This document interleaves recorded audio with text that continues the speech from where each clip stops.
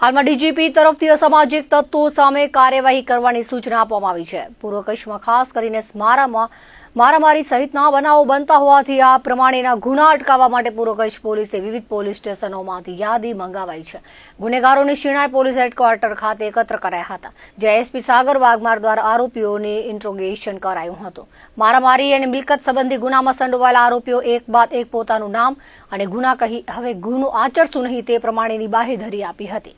તમામને કાન પણ પકડાવ્યા હતા। શિણાઈ હેડક્વાર્ટરમાં કુલ 243 વ્યક્તિઓનું ઇન્ટ્રોગેશન કરાયું હતું।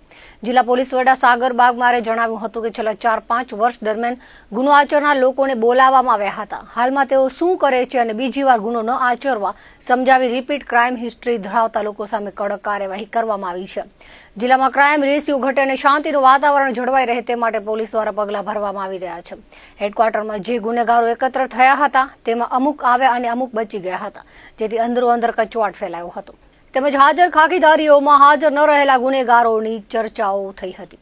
શિણાઈ પોલીસ હેડક્વાર્ટર ખાતે પૂર્વ કચ્છ જિલ્લાના જે શરીર સંબંધી અને મિલકત સંબંધી છેલ્લા 4-5 વર્ષ દરમિયાન જે બનાવો બનેલ છે અને એમાં જે આરોપી સંકળાયેલા છે એ આરોપીઓનું અહીંયા જિલ્લા હેડક્વાર્ટર ખાતે એક ઇન્ટ્રોગેશન રાખવામાં આવેલું હતું અને એની સાથે સાથે એ લોકોને ખાસ સમજ પણ કરવામાં આવી છે કે ફરીથી ક્રાઇમની સાથે સંકળાય નહીં અને નહીં સંકળાય તો એમના પરિવાર અને એમનું સમાજને પણ જે છે અને ઓવરઓલ આખા આપણે ક્ષેત્રને પણ જે છે શાંતિ થાય અને એનાથી એમને પણ મદદ મળે અને એની સાથે સાથે આખા સમાજને પણ જે છે અગર ક્રાઇમ નહીં થાય તો બધાને જે છે સુખ અને શાંતિ રહે એ પ્રમાણેની ખાસ સૂચન આપવામાં આવ્યું છે। અને એની સાથે સાથે અગર કોઈ પણ જે છે જેમની ક્રાઇમ હિસ્ટ્રી રિપીટ થતી હોય તો એમના વિરુદ્ધમાં કાયદાકીય રીતે જે બેસ્ટ અવેલેબલ ઓપ્શન્સ છે એ પ્રમાણે બધી કાર્યવાહી જે છે જિલ્લા પોલીસ દ્વારા કરવામાં આવશે।